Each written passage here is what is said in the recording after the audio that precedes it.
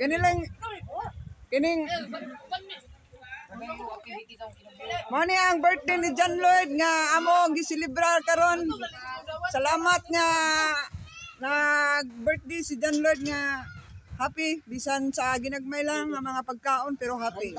Happy pag importante ang prayer gyud.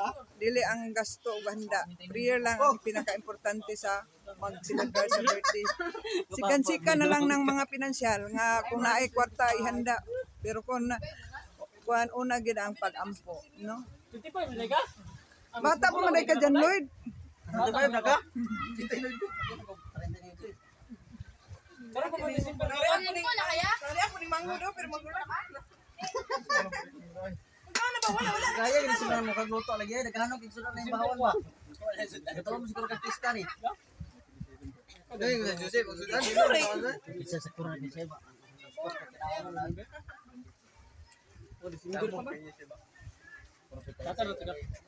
Pas, kaon ni pas ba?